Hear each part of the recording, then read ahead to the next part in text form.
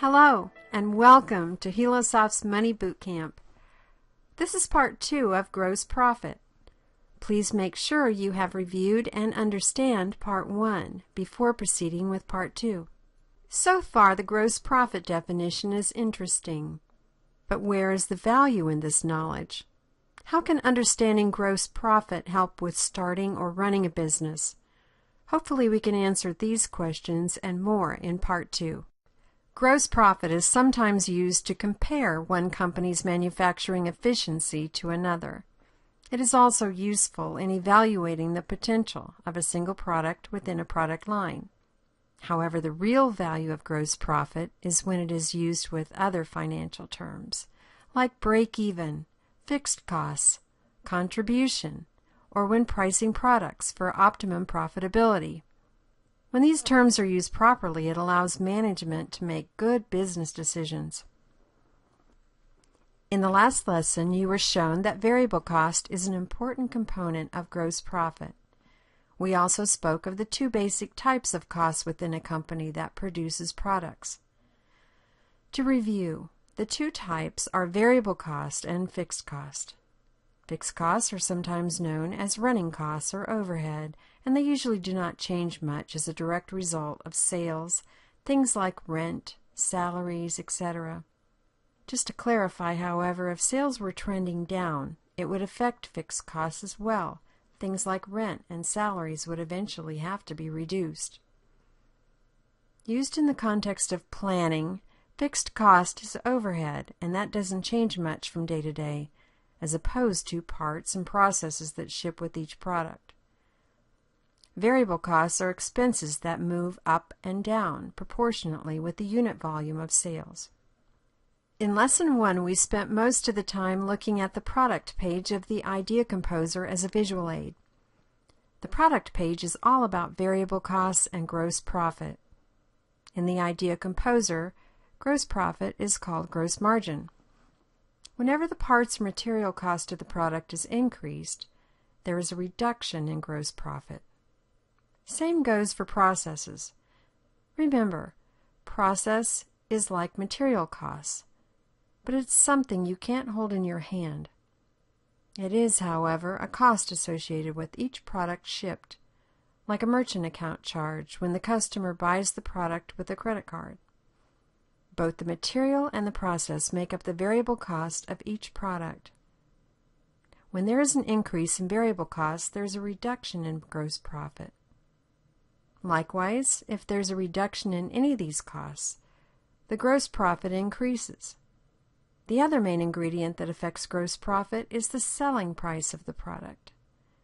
If the price is increased, the gross profit increases, and vice versa.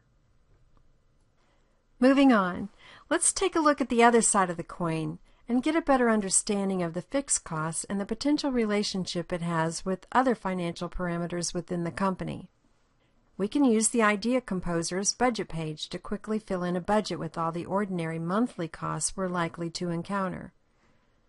Remember, these costs are like overhead, costs that must be met in order to keep the business viable. Every company has a list that will look a little different based on the type of business and the industry that it serves. This list is only a guide, and the labels may be changed to suit the needs of the company. As an example, there are usually attorney's fees for setting up the company charter or creating agreements. These are cost events that happen on occasion. Even so, it's still considered fixed costs. Other fixed cost items like rent and salaries are usually consistent from month to month. Once fixed and variable costs are known, it's possible to determine many parameters, such as how many smart packs do I have to sell in order to pay all costs. This would be the break-even point for the company. It's also possible to determine the break-even point for several products within a product line, or the same product sold through different channels.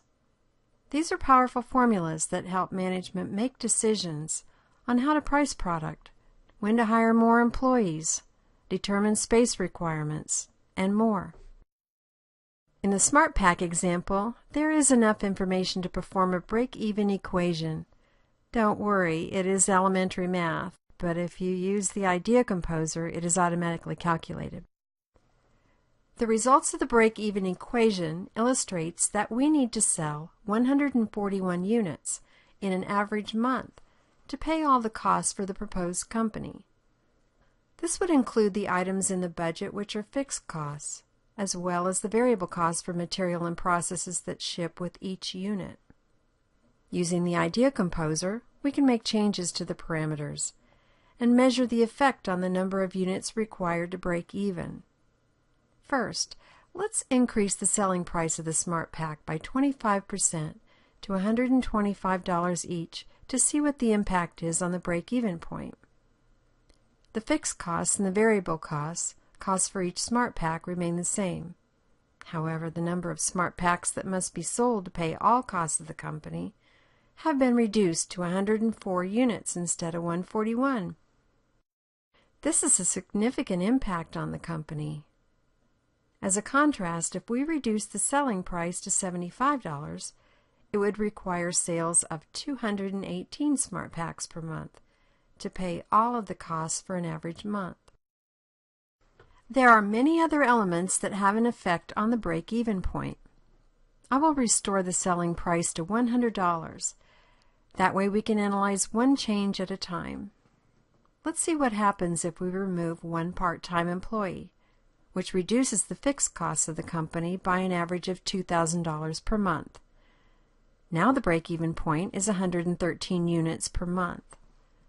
It's apparent that the part-time employee requires the additional sale of 28 Smart Packs per month to cover the costs of the part-time salary. This is another way of saying we have modified the value of fixed costs. Okay, I will restore the part-time employee, and we are back to the break-even of 141 units per month. This time, let's tinker with the variable costs, specifically reduce the material costs of the Smart Pack by negotiating with the leather bag vendor for a reduced cost from $12.55 to $10.55 per bag. The break-even point has now been reduced to 137 Smart Packs per month to pay all the costs of the company.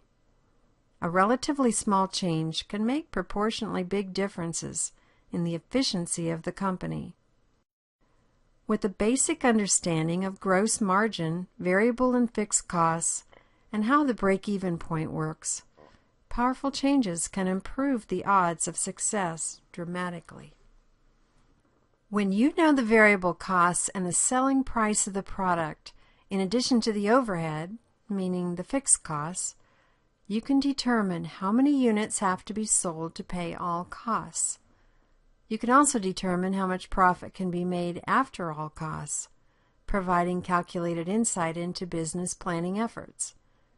These financial terms are indispensable when planning a new company, developing a new product, or making an existing operation more profitable.